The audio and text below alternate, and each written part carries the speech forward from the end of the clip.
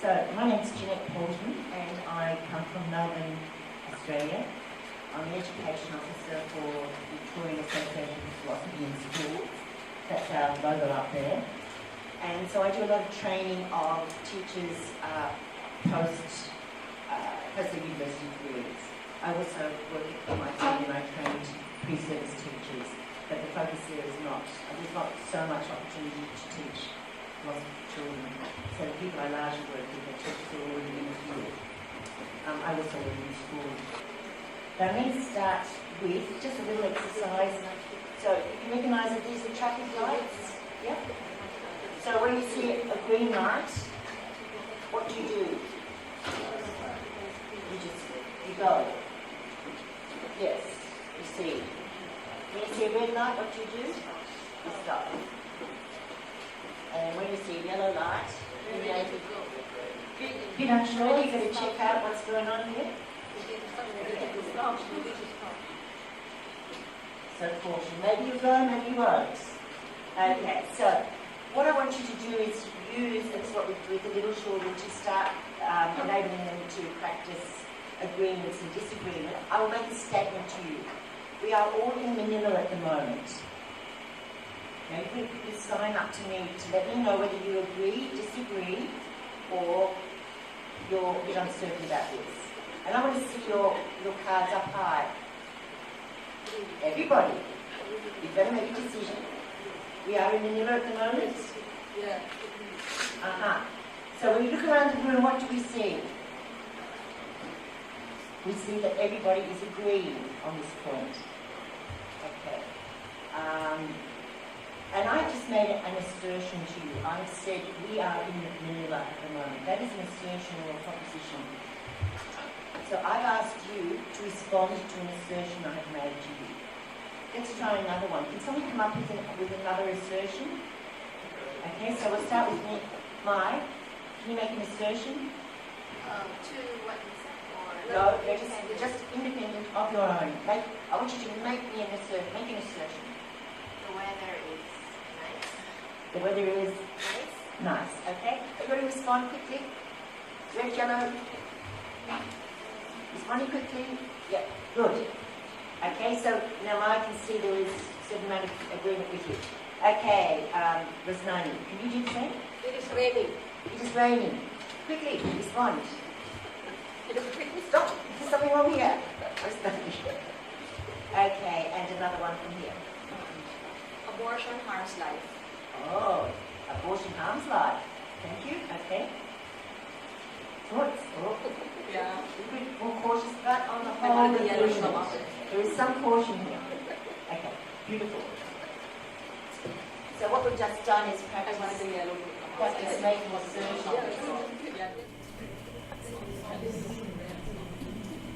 And for a philosopher, these largely, or in philosophy for children, these are largely the elements that we are dealing with. We're concerned for children to start examining the assertions that are made about the world, about their experience, about life, and so on. So assertions, rather than theories, are our focus in philosophy for children. To make a theory, you'll add together a whole lot of assertions. So a whole lot of assertions will be constructed logically. But today we're just going to focus on assertions. We can talk about how that might lead to more complex ideas later. And what I want you to do now is consider that a lot of these assertions assume a lot. They're shorthand for assumptions about the world, so they're often unexamined. So if I said to you, the sun goes around the Earth, if you examine it just for a second, what are your reasons for thinking the sun goes around the Earth? Now, I will often find that people will say, well, my teachers told me, or I saw a map in my classroom. But we all know that map of the solar system, even that's changed recently. Pluto no longer belongs in the solar system. So some things, what you refer to as a reason for believing something may be insubstantial. Okay. So we all know the character of Socrates, and his concern was getting people to examine these basic assertions and views they have of the world. And so I'm going to introduce you, or reintroduce you to the way Socrates worked, or could be said to have worked, and by way of asking questions.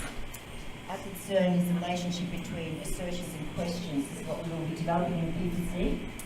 So the exercise now is going to be, some members of the group are going to be acting as people who make assertions, and others will be acting as people who ask questions. But a particular kind of question, the kind of question that Socrates asked, and that is, his example was that of being a midwife.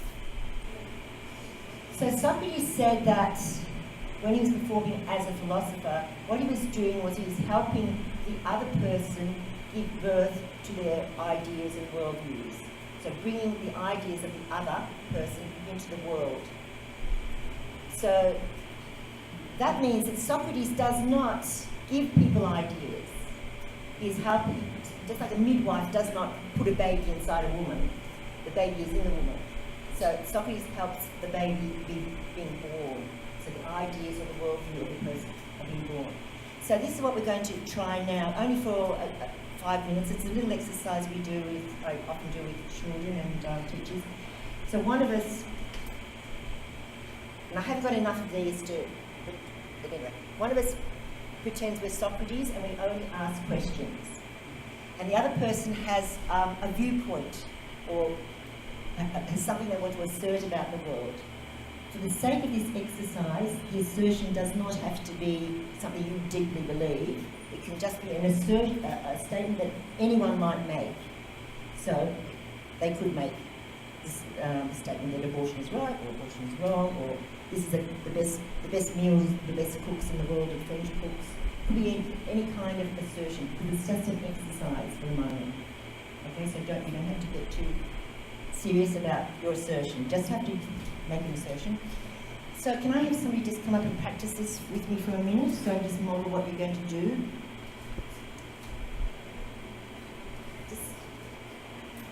Is anybody willing to come up and make an assertion? Come on, Mike. Come up here. Just so it's clearer to people what's happening, and so use the mic too. So assertion. Yeah, just make an assertion. I'm fat. What? I'm fat. Okay. So you believe you're fat. Yeah. Yeah. And so what's your evidence for this? People tell me that I'm fat. And do you believe everything people tell you? Not always, but sometimes I believe so. And why is it you believe this one more often? Yeah. I feel that I compare myself to others. So the way you come to this judgment is by comparison. And then we also confirmation from other people. And so two reasons for believing you're fat. Are there any reasons for thinking you are not fat? People that really like me. And do you have confidence in the views of people who really like you, or are you more confident about the people who do not like you? I don't know who don't like me, but I know the one who for sure I know that they like me. And I think that there are reasons that people wouldn't tell me the truth. I think that there are reasons that some people wouldn't tell me the truth, and the one who would have a lot to do with me, like the people who close to me, or the one who like me the most, would want to please me, so they may not tell me the truth. Okay, so you're telling us that the people who like you are less inclined to tell you the truth. So about your appearance. Okay. So does that mean you don't trust? Do you trust the people who do like you? In terms of appearance, I guess I trust people that doesn't have much to do with me more than people who are really close to me. Okay, I'm going to stop there, and I want you to think about, I don't know how well I did it, but I want you to think about the kinds of questions I asked of mine. So I only asked questions, I didn't tell her anything, did I? I tried not to. So it's a hard task, Socrates, because you don't tell the other person anything. You only use their words, but you use their words into questions. Okay? And this is what I take is one of the really key roles of being a facilitator, that you only use the words of the other, the concepts of the other, but you do reframe them in terms of questions. So we're going to practice this now. One of you will be Socrates and one of you will be an assertor. You are in pairs. One of you is pretending to be Socrates, and that you might have this with you or you might not. I might go around and give you something else. I might give you my suppose stick or something so you know. And the other person is like a person with willing to make an assertion or with a worldview or a proposition. Is there anybody unclear about this? I think there is somebody unclear. I'm going to give you just maybe 3 minutes to do this. Now, Socrates, the real challenge is for you to ask the right questions. The other person is just going to respond. Okay? Socrates, put up your sign. Your Socrates. The sign of Socrates. Okay? Fine. Yeah, that's fine. Good. Okay. So first step is the non-Socrates makes an assertion. Second step is you've got to work to give birth to all the reasons that support that assertion. All clarify, make public what is just maybe an intuition or something that just take for granted, something that is say. Yes. So let's have a word from one of your Socrates and let me know what difficulty you had with the task. What are some of the difficulties of doing this task? One of the challenges I encountered with my partner is that as Socrates, you have to be a good listener and able for you to process the thoughts or the conversation with, to assist the person. Did other Socrates find it difficult to refrain from making a judgment about whether what they were saying was right or wrong? Yes or no? And okay.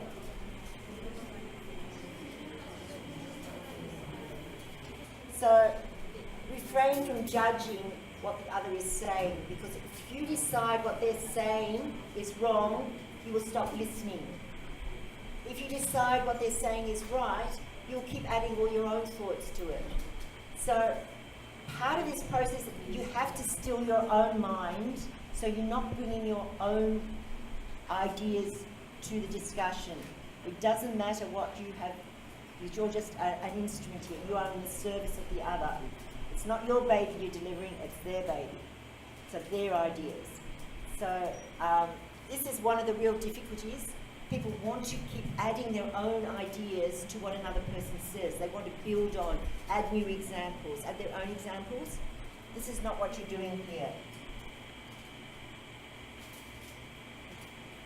So if you think there's an example is necessary, you make the other person work. You say, give me an example of what you're saying. You actually request the example from the other person. So they have to generate the example. Or, if you want them to give you a counter example, you don't give it to them, you ask them to provide the counter example. Okay, so let's now think about, let's have another, is any other thoughts come to mind about the difficulties of being Socrates? Yes, thank you. Yeah, I find it difficult as Socrates if I don't have any idea what the other person is No talking idea, about. okay. Now that's the beauty of being Socrates. You know, he says that, you know, he recognizes his own ignorance. So the beauty of being Socrates is that you don't have to have any idea because you are interested in their idea. So what would other people do if someone's talking, telling you something, and you don't understand their words, but you're only allowed to ask questions? What would you do? ask a question. You would ask them, please define that term. How are you using that word? So you don't have to guess what they're saying, right? You've got a whole army of tools. Yep. So that would be a good question. What do you mean by? It's a very good Socratic question, because Socrates doesn't know what anyone means by anything. Yeah.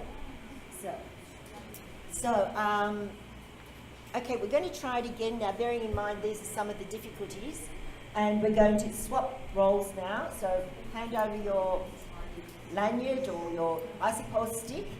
And now the second person who is going to be Socrates, have a go at questioning the first person.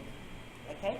So we'll do another couple of minutes. And again, you're thinking, how can I do a really good job of being Socrates? And I want you to be able to come up with really good questions, because your job is to make the other person think about the idea they're holding on to. So this time, my question to you guys is this. Who Socrates asked them such a good question that they went, oh, I've got to think about this. I can't just reproduce my old ideas. I can't rely on my memory. I've actually got to solve a problem here. Did anyone ask that kind of question of you? Think about your experience now. You have just been questioned by Socrates. And Socrates has been working hard to make you think. And I know it's only just a really short space of time, so, it's a big ask. But was anyone asked a question where they had to actually think in order before they spoke?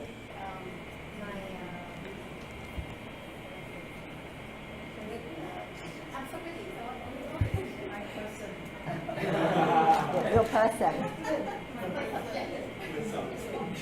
Your human being. His assertion was, honestly, the best policy. So I wondered why policy? Why that's how policy meant in the newspaper. So I was trying to ask him, what does he mean by policy? Okay, good. What does he mean? All right. Now there's Socrates congratulating himself on asking a question. Okay, what does it mean? That's a good one. What does X mean? It's a question that usually gets people having to think. Because it doesn't come out easily. It doesn't happen very quickly, does it? When you ask unless it's a very stable concept. But generally, there's usually one or two very tricky concepts in your vocabulary. But when you asked it, I want to know whether you actually got your partner, your human being, to think. Did your human being think when you asked that question? You thought, in constructing the question, but did the other also think? You did, good. Okay. She mentioned, is it policy like a government policy or life? Okay. A philosophy that I can apply in my everyday life. And I said, that is for my everyday. My policy, it's something that I have to apply in my everyday life. All right. So she's asked you, is it X or Y? Something like that. She's given you alternatives. So that is often another kind of question which gets you thinking. In this case, she's introduced the categories. So she's gone a little bit too far in asking this question because she's actually added content to what you were saying.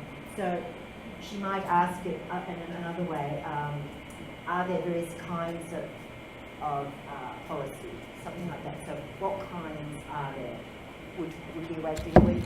So she's not half answering her own question, because Socrates is not to answer their own question or to lead the other in that way. So far we've got, what does X mean? Do you mean X or Y? Or are there different kinds of X? Are there any kinds of probing questions that were asked? Which you did. She did. Yes. When she asked me, why did you say that? Good. Or why did you say so? So what are they asking? What is the person asking for when they say, why did you say something? Yes? I think they're asking for more explanation. Just asking for more explanations, okay? Okay, so we can put, can you explain that? Right? Or asking for reasons in general, more general than an explanation, asking for reasons. So what are your reasons?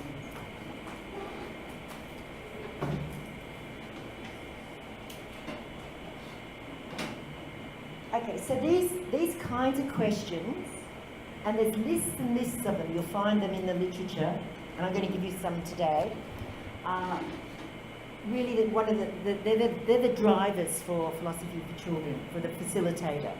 But not only for the facilitator, what you want to do is make sure that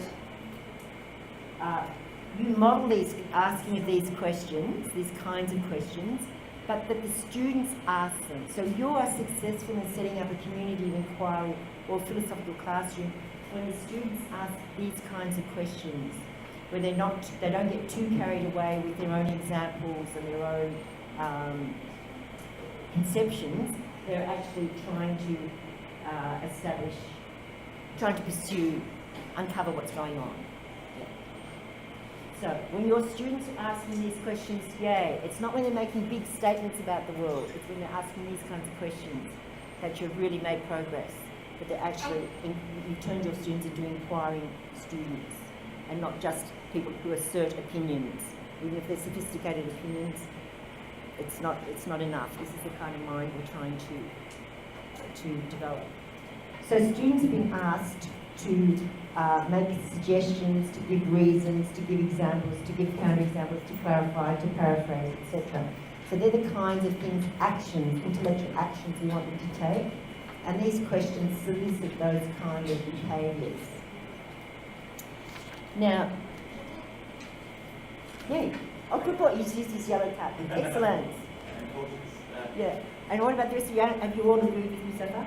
That is really good list of inquiry vocabulary. But my question is, how do you assess? Because from my experience, Assessment. Oh. Yeah, from my experience, when I ask this kind of question, what if the student just give short answers? Well, we don't care about. Initially, you might say we don't care about their answers, but whether they're asking these questions. So you look in your community of inquiry and see what other students are asking these kind of questions. But it's true, they can't ask these kind of questions unless they know how to do that. So yes, you have to develop little exercises for each of these. There are numbers of exercises for each of these capacities. Yeah, so that's what I'm planning to do today, just to show you some of that stuff. But, you know, for example, making distinctions, there are a number of little activities you can do. So you need to do that in order for your community of inquiry to really have an intellectual backbone to it. For the students to have skills, they have to do exercises to master those skills. First stage. Second stage, they then deploy them actively in a community of inquiry. Yeah. Yeah, so that's a short answer. For example, even just going around and asking people to make assertions, that is something students have to learn, to make an assertion. Or to convert an assertion into a question. That's a little exercise you can do. So that's the beginning of problematizing. So instead of saying, as we said, what was that one of our assertions? That May is fat, we'd ask, is May fat? And we do that exercise. So, or does the sun go around the earth? Or, so instead of asserting, the things we assert, we turn into questions. Yep. So that's a good exercise to do really quickly with your students. You just go around the room, they start with an assertion, and then the next person has to turn into a question, something like that. Yeah. So there are simple little activities that can reinforce any of these skills. And once you get the hang of it, you can come up with them very, very easily, I think. But you need to understand what a counterexample is. You need to understand what a distinction is, what an implication is. So they're the basics that drive the community inquiry.